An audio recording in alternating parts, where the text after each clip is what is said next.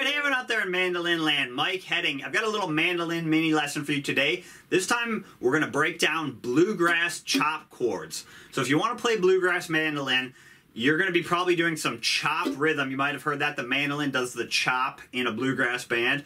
So there's particular chord shapes that are going to sound better for doing that chop chord, and that's a really essential part of a bluegrass band and the bluegrass sound, is that bass, chop, or boom, chuck rhythm. It's pretty much the classic hallmark of bluegrass. So really important stuff here. I'm going to break down a couple of the different basic bluegrass chop chords, give you some tips on how to learn them, because they can be a big stretch at first and they can be a little bit intimidating. So I'm going to give you a couple tips to hopefully alleviate those stresses until you get strong enough to push down the full chords. Alright, here's a little lesson on bluegrass chop chords for mandolin. Alright, let's start breaking down this lesson on basic bluegrass chop chords. So I'm going to assume that you know some of the two-finger chords already. And if you don't know some of the two-finger chords, I'd recommend starting with those. You could check out another lesson I did called Two-Finger Mandolin Chords that goes over some of the basic two-finger chords that I use for basic strumming. And I would start with those because these bluegrass chop chords, one, they're going to take a little bit more stretch, and you're going to have to coordinate more fingers, which is a little bit more challenging. So again, start with the two-finger versions, and you can build off from there, okay? So let's start with our two-finger C chord. So our two-finger C, and what we're going to do here is we're going to practice taking our third finger, putting it all the way down on the 5th fret of the lowest string. So now we've got the bottom 3 strings covered, and that's going to be our chop chord. And what I'm going to do is I'm going to pick and then chop. And what I'm going to do, it'll look like I'm squeezing on the video with my left hand, but I'm actually letting off the pressure. When you're doing open strumming chords, you want to keep the pressure of your left hand down so you get that really ringing sound. But with chop chords, you don't want it ringing out as much. You actually want to cut off the pressure. And what that's going to do is it's actually going to leave room for the bass player who's playing on the alternate beat. So they're going bass, and then we're going chop, bass, chop. So if I'm letting that ring out too much, it gets kind of muddy. So what I'm doing is basically letting off the pressure. The other thing I'm doing is I'm not hitting the highest E string, okay? So I'm just hitting the lowest 3 strings, sometimes even just the lowest 2. You just want that kind of low chop sound. And everyone does it a little bit different. Some people have the chord almost completely muted, and some people push down a little bit more. I like to kind of find a happy medium where you hear a little bit of the chord, but you still get some chop. And that just takes practice and your own personal style, and you can decide how much, sound of the chord you want. I like a little bit of the sound of the chord. To me, it's not super musical to just completely mute the chord. So, but that'll be up to you of what sound you like there. Okay? So that's our first shape. The other thing I want you to practice, and this isn't for playing chords, but this will be helpful when we eventually start playing leads, is taking your third finger and moving it down to the 5th fret of the next string. We've got this, and we've got this. And that'll be another lesson on playing leads out of the chord shapes, but that's going to be a basic position you're going to want to practice. It's also like a basic arpeggio, which is another whole lesson in itself. But we're basically just practice taking that third finger and moving it down, and then moving it back. And I'm not changing chords there, that's all just a lead position for that C chord, okay? So we can move that wherever we want. You can move it up, and in this case our root note is actually going to be our third finger and our second finger. So either of those are root note. So it's actually octave, so wherever you put your third finger, that's going to be the name of the chord. So down at the 5th fret on the lowest string, that's a C. If we move it up, that'd be 1 fret, that'd be C sharp. We move it up, D. That's a very common one at the 7th fret. And you can move that one up wherever you want. And again, you can move that third finger back and forth.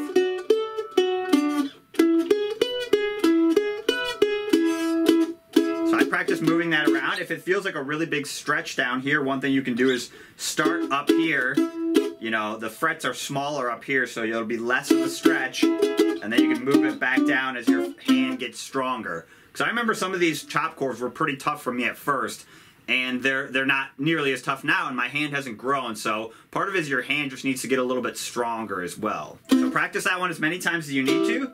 Now let's practice moving it down this way. So we're going to take those 3 fingers and move them all down, each down 1 string. So now we're on that same chop chord. That would be a G, basically out of your 2-finger G. We can do that same thing with our 3rd finger, moving it back and forth.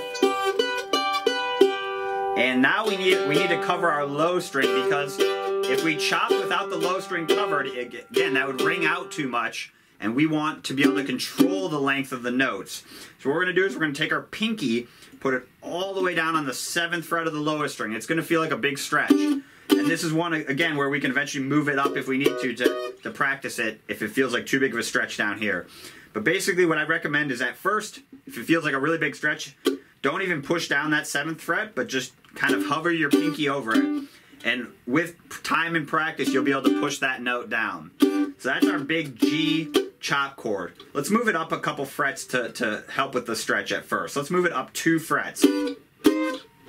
So now I'm up on the 9th fret, 7th fret, 4, and 5. That's an A chop chord. With this shape, our 3rd finger and 2nd finger are the same as the lower one. So that's an A. If we moved it up 1 fret, that'd be B flat, very common for bluegrass. You know, up 1 more would be B, again, very common for bluegrass. So I'm doing that same thing, I'm kind of letting off the pressure. Okay, so let's practice some basic shapes real quick. So let's move back down to A. So a common shape you'll want to practice is going from this A chord and then moving it up. That's your 4 chord in this key. That's D. And then if we move it up 2 frets, that's our E. That's our other chord that's very common. So we've got A. Let's go up to D. Let's go up to E. So up 2. Back to A.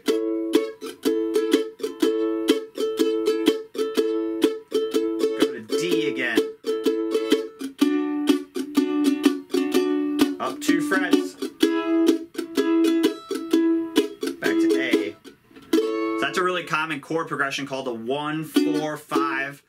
And that gets into some theory that we'll talk about in another lesson. But basically you can remember that pattern where you can move up this way, and then up 2 frets, and then back to your home base. And you can do that wherever, you know, do in whatever key you're in. And that's a very common chord progression that you'll see in a ton of bluegrass songs. That'd be just one you could just memorize. Just do it back and forth. You could also mix those chords up in whatever order you want. So practice going from G to D, and then maybe down to C. You know, or G to D, and then back to G, and then C. You know, the more ways you can mix them up, the better.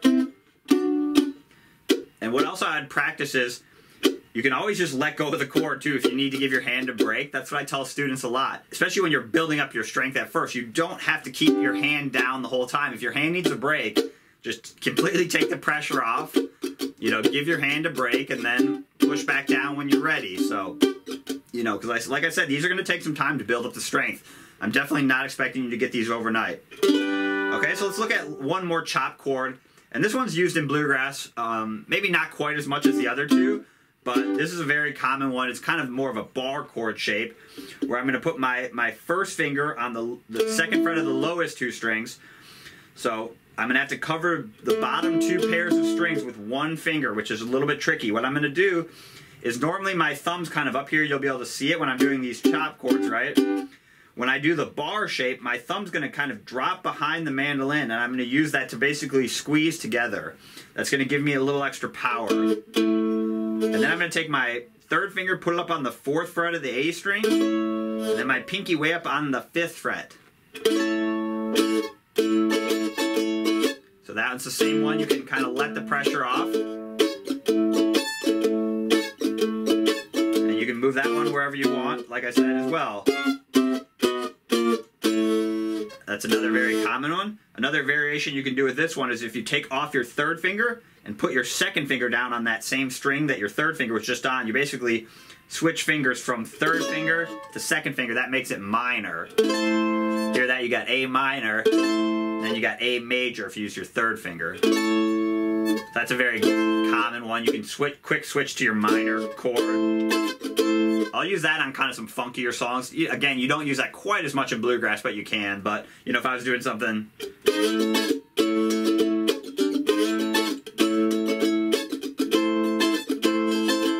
something like that. You can also take this shape and move it up. So I won't have a lower string to bar, but I can basically just push down the one string.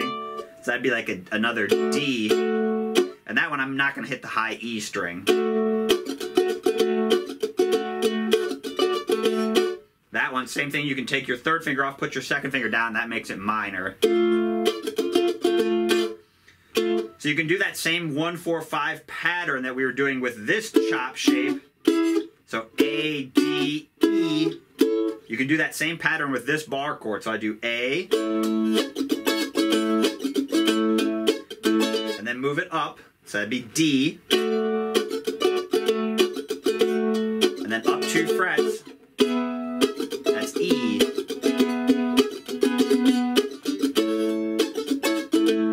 So one thing you could do is practice it over and over with one shape, or you could practice trying to merge the two ideas together. So we've got A down here, A, D,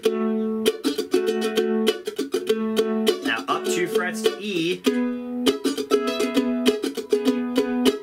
Now I'm going to go to my other chop shape right here. So I'm going to expand out into this chop. That's my A. So now I'm back in my A, a different A than this one down here, but a different A chord.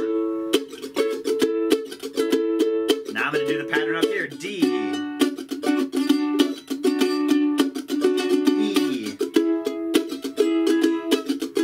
Now back down to your bar chord.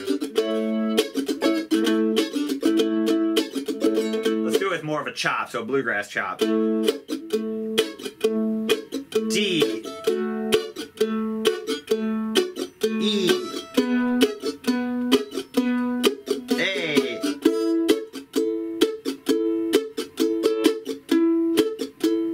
here comes D, E, and then back to A. So the mandolin's role in a bluegrass band is definitely to play rhythm and play chop. Started by Bill Monroe, you know, so that's kind of following in the tradition.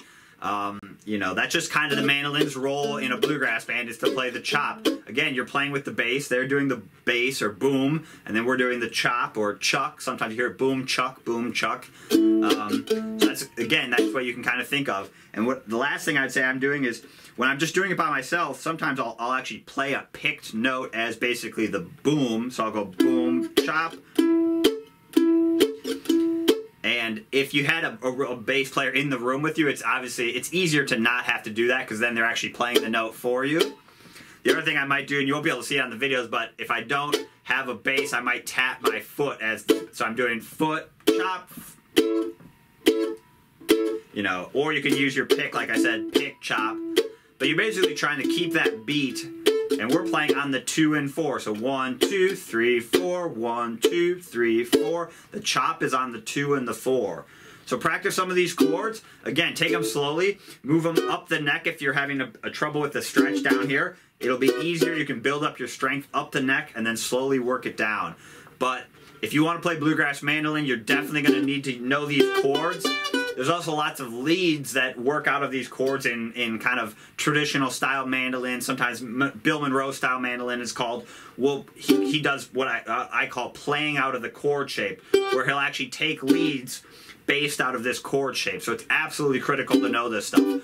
All right, hopefully that helps you out. All right, good luck.